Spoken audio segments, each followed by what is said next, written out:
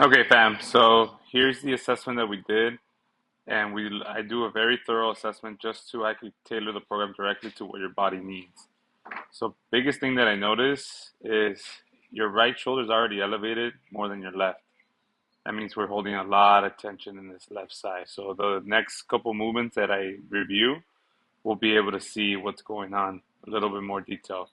But when I do a gait walk, is I just like to see, how the body's moving, and I can see we're dealing with a lot of stiffness up at the top as well.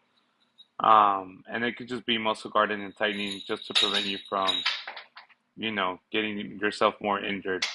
So, as you can tell, slightly onto pay attention to the hips. The right hip hikes up a little bit higher than the left side, more than the other. And the other biggest thing that I see is if you pay attention to your feet, you're doing heel strike with the right foot, planting that big toe down. But when it comes to the left side, you kind of leave it up and you're landing more on the left side, causing this knee, which you can't tell, to cave in a little bit more. So, like I said, we really definitely need to open up this left hip more than anything. I'm not saying that both aren't tight, but the left side is definitely compensating more than the other side. So, and you can tell as well, right shoulder's more elevated. You're collapsing more on the left side, holding a lot of tension on that left oblique, left hip, left glute, um, and stuff that we're gonna need to tackle. Okay, so this definitely opens up more of the conversation of what I was talking about. So when you step forward with your right, you're gonna see. I'm gonna let it play through. You can see that you collapse to the left. You see that little misstep that you had, a little bit there again. So and you'll be able to see it more on the way forward. So when you step with your right foot forward, boom, you see that collapse. So if I pause it there, this tells me this is very tight and weak on the left side, and your right knee, as you can tell, it's caving in a little bit. So that is an area, as I mentioned, this just confirms what I just mentioned in the previous video of what we need to tackle on the left side. Not saying the right doesn't need work, it's probably doing more work just because it's compensating for the weaker side, but it's definitely an area that we need to focus on. And as you can tell, the knee caves in. I can see the heel kind of slightly come off, but you're definitely landing more with that big toe on the right foot versus on the left side. Can't really tell just because it's a little dark, but the knees caving in and you're bearing more on the left. So definitely gonna need to get stronger the hamstring, the glute on the left side, and open up that hip on both sides to help us really, realign our hips and really tackle those areas so that we don't have that back pain and sciatica come back ever again.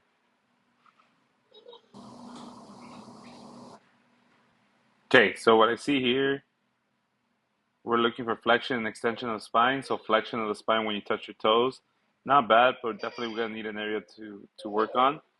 Definitely get a better view from the side. So when you touch your toes, I pause it there, really tight on the lower lumbar, really not being able to round that back to really touch the toes. You really have to reach a little bit more forward to lengthen the hamstrings, and I could tell they're going to be a little bit tight as well. And we figured that out while we were rolling out as well.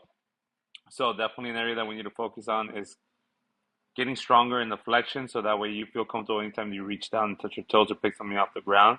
You do it with confidence and not be afraid that this is going to give out due to the fact that the glutes are not being engaged. And that's all the stuff that we're going to tackle. As we as we can tell, the hips definitely need some work. What I like though is that the heels stay down, which is good. Um, you kind of have a butt wink, which is something that we need to improve to be able to get a more upright chest, which we will, as you know, we have a full year long of doing so. And when you extend the spine, it's actually really good.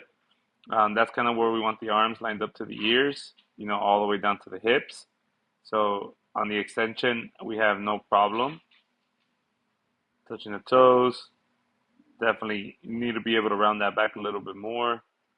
Hips definitely tight, right? We're rounding instead of keeping more of a neutral spine.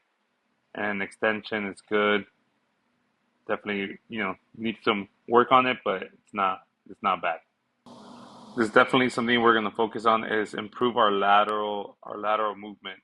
I can tell you are afraid to really plant on that on your left leg or right leg when you extend out, really putting a lot of emphasis on those inner thighs and adductors that we need to open up. Not so worried about, if I pause it there, not so worried about your chest falling forward, but it's more of the being able to engage the glutes, the hamstrings, and push the hip back, so that way you feel confident, get stronger in this area to be able to help you stand right back up. So right now you're really on your toes. If I see it from this one, you see how the heel kind of detaches from the ground. You're really burying it. So we're definitely a lot dominant in our anterior portion of our body, and we definitely need to get the whole posterior chain a lot stronger to be able to support you and give you that power and that confidence and strength to be able to balance you and stabilize you in any movement that you do. Okay, this just clarifies more of what I've been speaking about. So we already know knees are caving in on both sides, more on the left side. Um, and one thing that you can tell already is this toe's already lifted. So when you side bend to your right side, you're actually going to see this toe detach a little bit off the ground, which we need to get better and improve on. And one thing that I noticed is too, you reach down more, a little further down on the right side than the left side. And that's because, right, we're stronger. You're using the right side more dominantly, so it's more restricted. This side, we're definitely a lot more weaker, so it's an area that we need to get stronger. So if I push it through, boom, that's about your limit, right? Almost down to your knee. But if once you go to your left, that's a lot higher. See that big gap? So that's telling me, right, QL, glute, and the hip on the right side, like I've mentioned, is really overworking. Left side's a little bit more weaker, and as you can tell, it's just the left side needs to get a lot stronger. And it's areas that we're going to focus on and open up for sure. Um, everything that I mentioned is easy to tackle, and we're definitely do it, but it's going to need a lot of consistency from your part as well. Okay, so this is testing spinal rotation, lateral movement. It's a lot better going to your left, just because, like I said, it's less restricted. But when you go to your right, so left a little bit more freely. One thing I noticed is the knee staying a little bit more neutral, right? But you are bearing more weight on the right side, on the left side of that foot, and how it detaches, right? But if I go over to the right, it's telling me a lot of internal rotation, a lot of tightness in that anterior portion of that hip. As you can tell, that knee's caving in, and then your tibia is going down. Yeah, you're bearing more on your big toe, but that's because we're really dominant on the other side, and that toe doesn't detach, and you actually have a little bit less movement going. Because anytime that you rotate out, this hip is dragging you back in because of how tight that right hip is, and it's everything that we're going to tackle, and it's going to be on your program. Okay, what I see here is when you bring your arm back, you kind of lower the elbows. That's telling me that it's very sticky in that anterior portion of that shoulder. So you slowly pay attention to it, you lower it just to be able to rotate back. That's compensation. You should be able to keep this elbow lined up to that shoulder and be able to bring that wrist back. So that's telling me the anterior portion of that chest, the shoulders and stuff, it's really, really sticky. So it's stuff that we're definitely going to tackle and open up.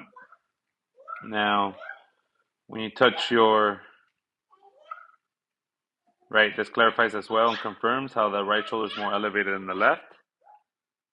And when you touch your shoulders, not terrible, good elbow flexion and extension. We're just really dealing with that anterior portion of the shoulders, especially the right side, to open up a little bit more. Okay, here we're checking for ankle mobility, which is crucial for the way that we walk, squat, and be able to perform on the floor as well. So when you push forward on your left foot, definitely it's a little bit more restricted. As you can tell, this arch is lifting off the ground, but a little bit sticky when it comes to you pushing forward and trying to get that knee. I could almost see the heel wanting to detach, and it's kind of like restricting you. So we might be dealing with a little bit of tight calfness, I know you mentioned that you didn't have never sprained your ankle or anything, but on the right side is a lot better for sure. Fast forward a little bit, you have a little bit more mobility, less restriction. The heel's not really coming off the floor, and you're actually passing that knee well over your toes, which is great without that heel detaching. So really good stuff that we need to tackle. That's the last one. Hopefully that gives you a little bit more insight of what we're dealing with, so that way you understand it as well and understand what the game plan is.